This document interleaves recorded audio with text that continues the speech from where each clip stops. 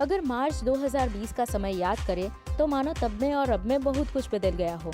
हमारा रहन सहन, आदतें, काम से लेकर विभिन्न क्षेत्र सब कुछ प्रभावित हुआ। वही अब कोरोना के बाद धीरे धीरे लोग अपने पुराने ढर्रे पर वापस आने की कोशिश कर रहे हैं। लेकिन कुछ काम या कुछ क्षेत्र ऐसे हैं जिन्हें वापस सुधरने में काफी समय लग जाएगा। बात करें पर्यटन क्षेत्र की तो कनाडा का सैस्कटून टूरिज्म इतना प्रभावित हुआ कि 2024 तक भी यहाँ के हालत ठीक होने की संभावना नहीं है। देते हैं आपको पूरी जानकारी, लेकिन पहले आप हमारे चैनल को सब्सक्राइब कर लीजिए और अपडेट्स के लिए बेल आइकन भी प्रेस कर लीजिए।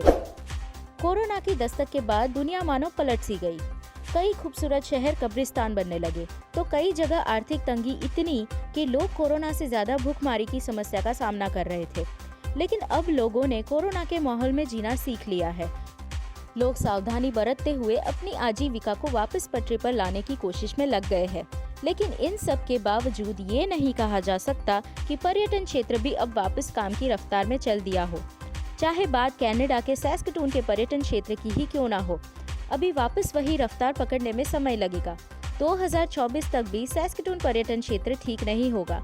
ये बात सैस्कटून टूरिज्म के सीईओ स्टेफनी क्लोशेक ने कही। सैस्कटून टूरिज्म के सीईओ ने उस समय के नोवल कोरोना वायरस महामारी की शुरुआत को याद किया जब 2020 जूनो अवार्ड्स सैस्कटेल सेंटर में आयोजित होने वाले थे। हम जूनो अवार्ड्स के लिए खुद को तैयार कर रहे थे। वास्तव में मार्च आ गया था, सब कुछ सेट हो गया था, स्टेज तैयार थे, कलाकार शहर में थे, हमारे सभी साथी तैयारियों में जुट गए थे और फिर मानो सब कुछ ढह गया, पूरा विश्व हिल सा गया। यहाँ सैस्कटून में मुझे नहीं लगता कि हम में से कोई भी उस प्रभाव की उम्मीद कर रहा था और जूनो अवार्ड्स के रद्द होने के तुरंत बाद हमने सुना कि हमारे यहाँ पहला कोविड-19 मामला आ गया।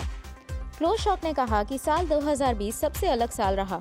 मुझे लगता है कि यह बताने का सबसे अच्छा तरीका है कि यहाँ के सैस्कटून में, सस्कैचुअन में और दुनिया में पर्यटन क्षेत्र में क्या हो रहा है, एक अभूतपूर्व पतन है या कुल गिरावट है। क्लोशेक ने कहा कि मैं कहूँगा कि ये एक चुनौतीपूर्ण खामोशी है जो सैस्कटून में 2020 में शुरू हो रही थी। हमने 2019 में अंतर्राष्ट्रीय बाजारों में विजिटेशन में वृद्धि की थी और 2020 में इस वृद्धि से बाहर हो रहे थे। अकेले जूनोस को रद्द करने में स्थानीय अर्थव्यवस्था को 9 मिलियन का नुकसान था।